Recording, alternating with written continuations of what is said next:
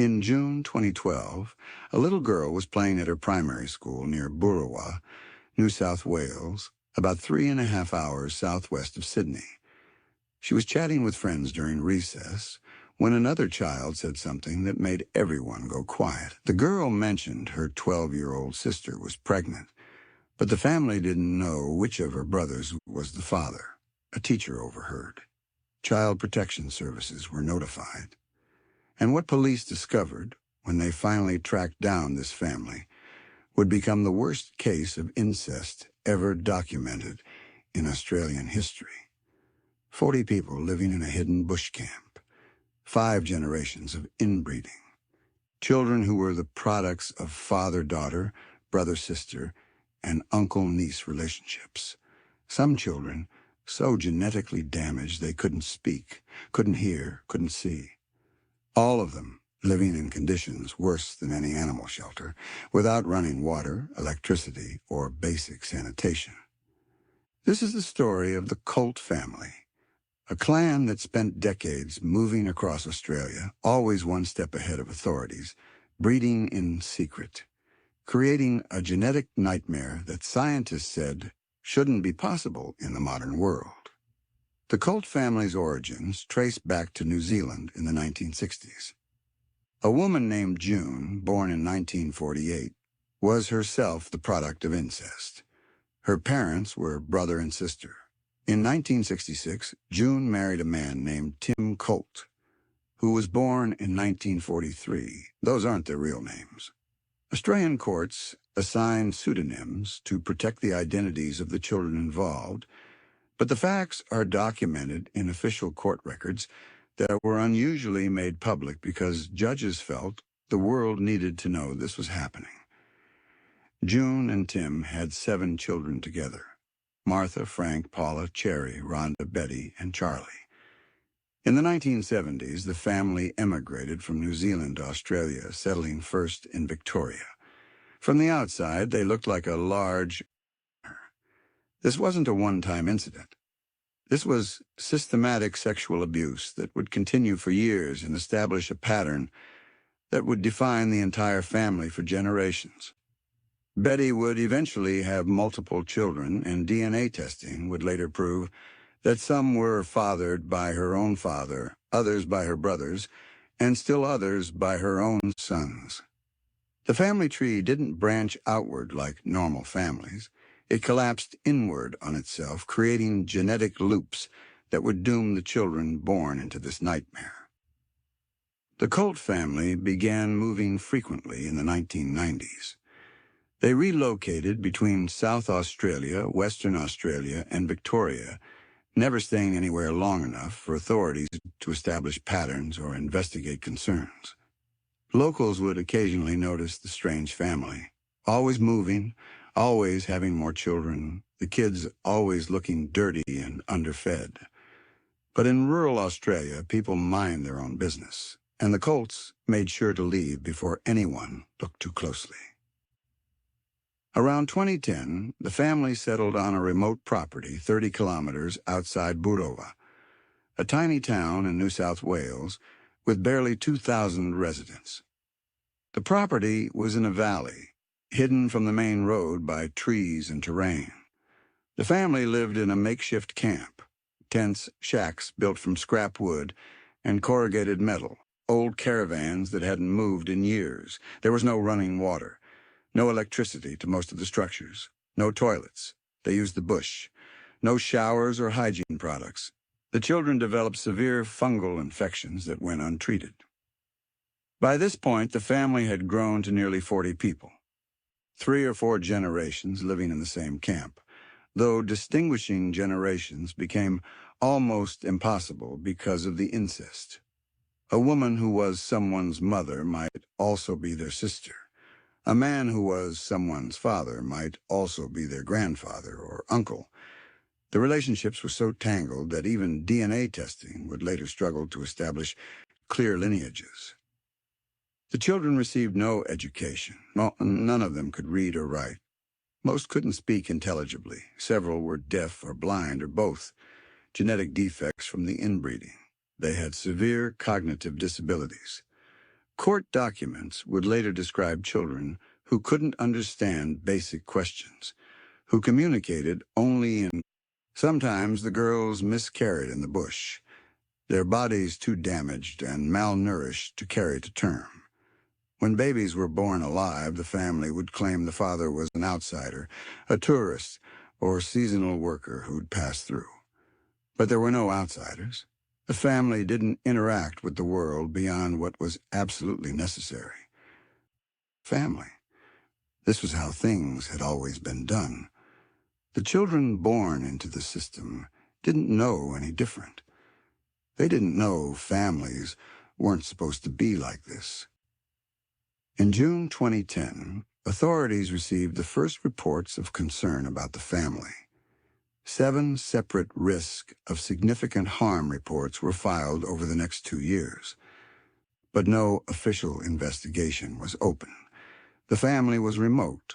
They kept to themselves, and in rural Australia, resources for child protection are stretched thin. It's easy for families to slip through the cracks when they're living in the bush, miles from the nearest town. Then came that conversation on the school playground in June 2012. The little girl talking about her pregnant 12-year-old sister who didn't know which brother had fathered the baby. This time, authorities couldn't ignore it. An investigation was launched immediately.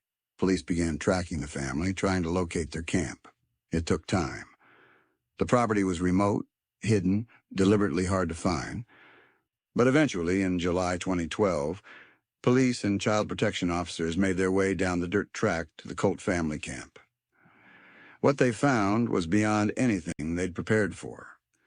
Officers described it as stepping into a third world country or into the 19th century. 40 people living in filth. Children covered in dirt and sores, wearing rags. The smell of human waste and rot. Shacks that looked ready to collapse. No facilities, no infrastructure. Just survival in its most basic, degraded form. The children were removed immediately. 12 minors were taken into state custody and placed in foster care. The youngest was 5. The oldest was 15. Medical examinations revealed the extent of the abuse and neglect. Severe malnutrition, untreated infections, dental problems so severe that some children had lost most of their teeth, and the genetic abnormalities, facial deformities, skeletal issues, cognitive disabilities so profound that doctors initially thought some children were profoundly intellectually disabled beyond any possibility of improvement. Then came the DNA testing. In September 2012, court-ordered genetic tests were performed on all 12 children. The results confirmed what investigators suspected, but hoped wasn't true. 11 of the 12 children were the products of incestuous relationships, not distant relatives, close relatives. The DNA showed markers consistent with father-daughter, brother-sister, and parent-child relationships. Some children had homozygosity levels, having 2 identical copies of the same genes that geneticists said shouldn't be possible without multiple generations of the closest possible inbreeding. The cycle had become so normalized that Betty genuinely didn't seem to understand why authorities had a problem with it. Betty Colt fought the removal of her children. She hired lawyers and challenged the state's custody. While under investigation, police tracked her cell phone and discovered text messages of a sexual nature sent to her son, Bobby. The investigation expanded. Police began tracing the family's history, trying to understand how this had happened. They discovered the pattern of relocation, the decades of moving between states, the way the family had always stayed one step ahead of scrutiny. Neighbors in previous locations were interviewed. Many remembered the strange family with too many children who all looked similar in disturbing ways. Several mentioned making jokes about inbreeding in that valley, not knowing they were closer to the truth than they imagined. Court proceedings revealed the full scope of the horror. The Children's Court of New South Wales took the unusual step of publishing its decision, permanently removing the children from their biological family. The court's findings stated clearly, there is no realistic possibility of restoration of any of the children to their biological family. The neglect, the sexual abuse, and the genetic evidence were overwhelming. These children could never safely be returned to the people who'd created them. In April 2018, nearly 6 years after the initial discovery, 8 adult members of the Colt family were arrested and charged with incest and child sexual abuse. The charges covered incidents that occurred between 2010 and 2012 on the Boorowa property. Across generations, Justice Robert Hume of the NS-DOS Supreme Court denied bail, expressing concerns about witness tampering. He noted that the family had engaged in an alarming degree of sexual activity within the family unit, much of which constitutes criminal behavior, and that there was a risk family members might pressure witnesses, many of them children, to change their testimony. Hume also noted that some of the child victims had diminished cognitive capacity, possibly as a result of the incestuous environment into which they were born. The genetic damage from generations of inbreeding had left these children not just physically impaired, but cognitively vulnerable, making them easy targets for continued manipulation by their abusers.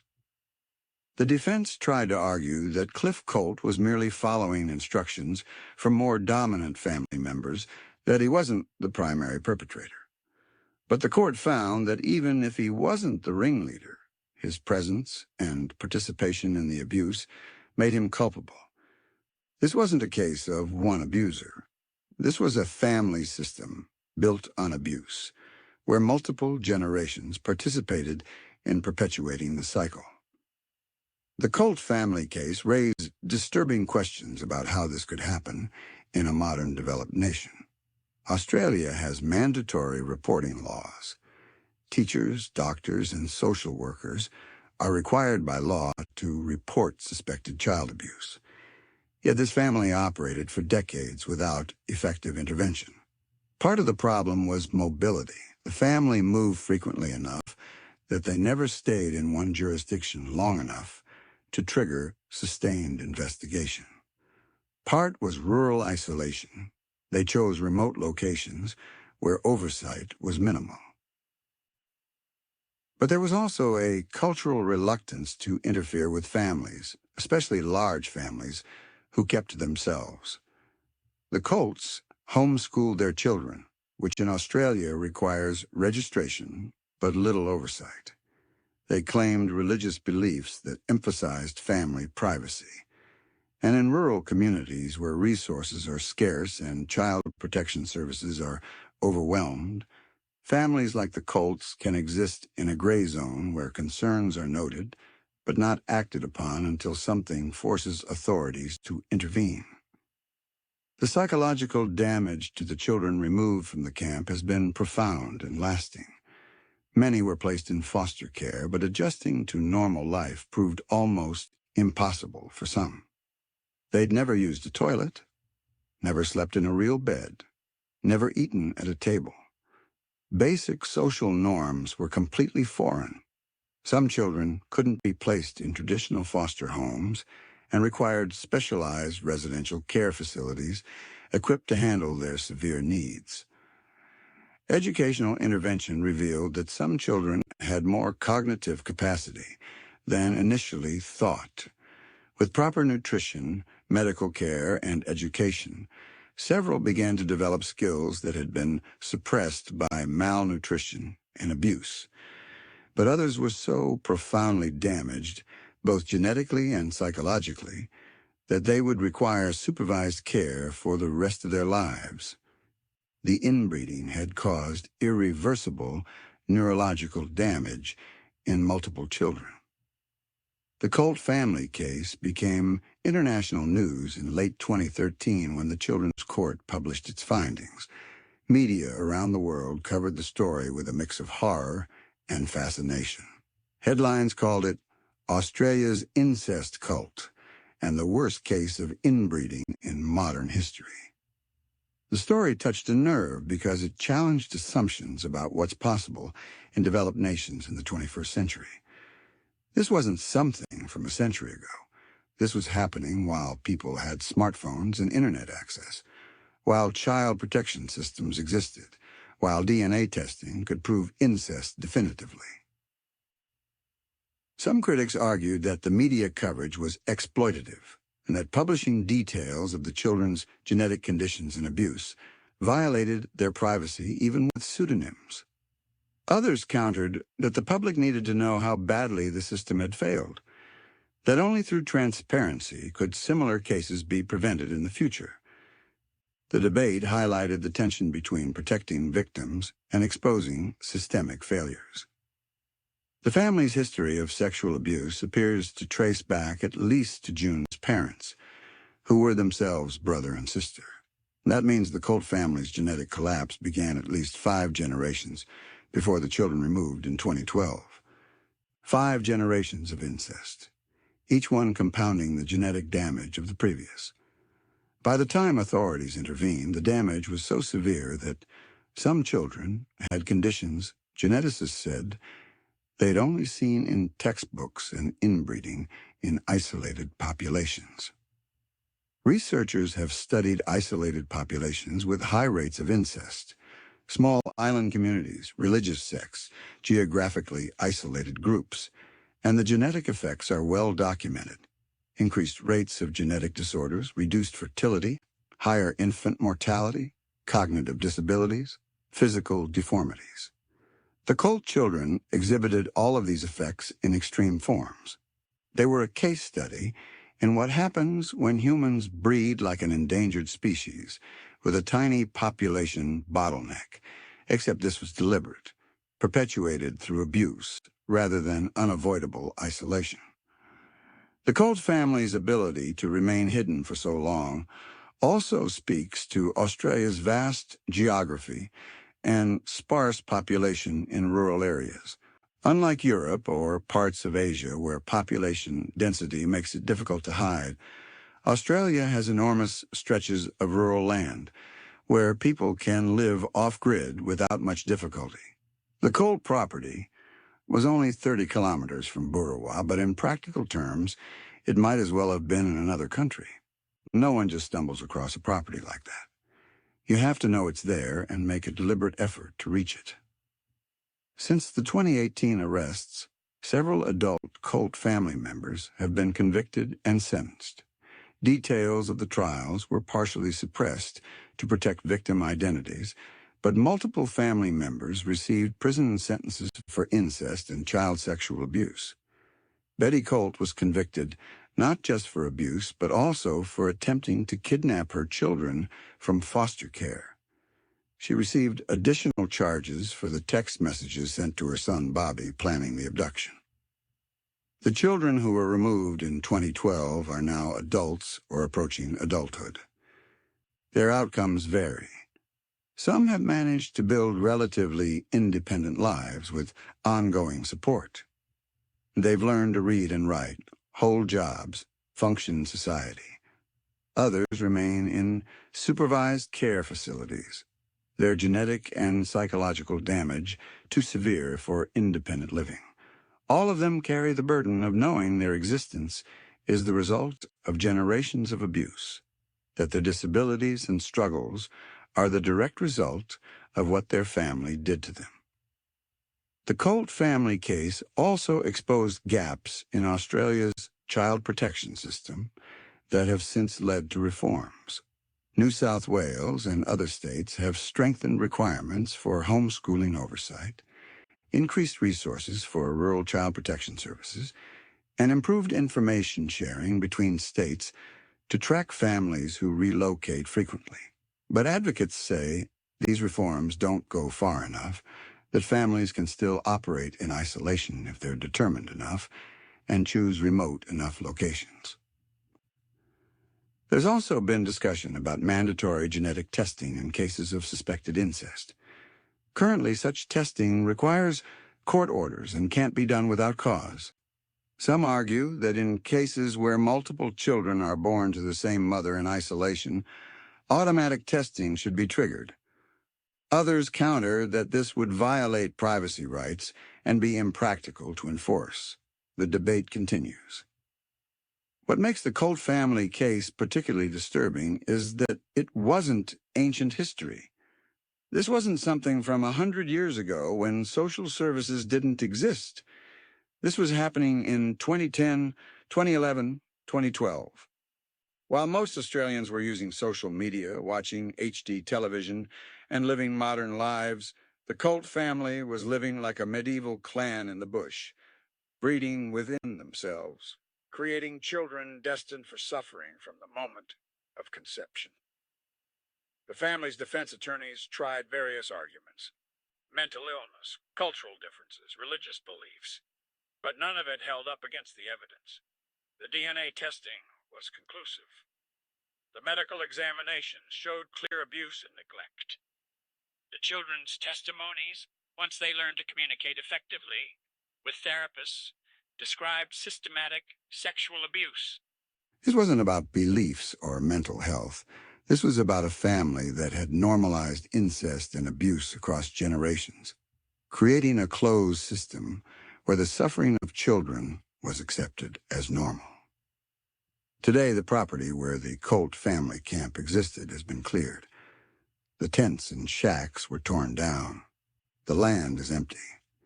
Nature is slowly reclaiming the site. But the people who lived there, who were born into that nightmare, carry the consequences for the rest of their lives. They didn't choose this. They were victims from birth, sentenced to disability and trauma by the actions of adults who should have protected them. The Colt family is a reminder that monsters aren't always individuals. Sometimes they're systems, family structures that perpetuate abuse across generations. The individual members of the Colt family, Tim, June, Betty, and the others, made choices that led to suffering. But they were also products of the same system. June was born from incest. She was raised in that environment. Did she ever have a chance to understand that what was happening was wrong, or was she so conditioned by her own upbringing that she genuinely believed this was normal? Those questions don't excuse the abuse. Adults have responsibility for their actions, regardless of their backgrounds. But they do help explain how something this systematic can develop and persist. Abuse isn't usually sudden. It's gradual. It escalates. It normalizes. And when it's all you've ever known, when it's happened across generations, breaking the cycle requires intervention from outside. The Colt children needed someone from the normal world to see what was happening and stop it. That finally happened in 2012, but it was decades too late for many of them. The Colt family case stands as one of the most extreme examples of familial abuse in modern history, not just because of the incest, though that alone is horrifying, but because of the scale, the duration, the systematic nature of it. This wasn't one abuser. This was an entire family, across generations, all participating in or tolerating abuse. It was a closed system, designed to perpetuate itself, and it took the courage of one child speaking to a classmate on a playground to finally break it open. If there's a lesson in the Colt family story, it's that isolation enables abuse. When families cut themselves off from the wider community, when they move frequently to avoid oversight, when they homeschool without accountability, when they live in remote areas where no one checks on them, that's when the worst becomes possible. Society's safeguards depend on visibility. We can't protect children we don't know exist. The Colt children survived in secret for years because no one was looking closely enough. And by the time someone finally did, the damage was already done.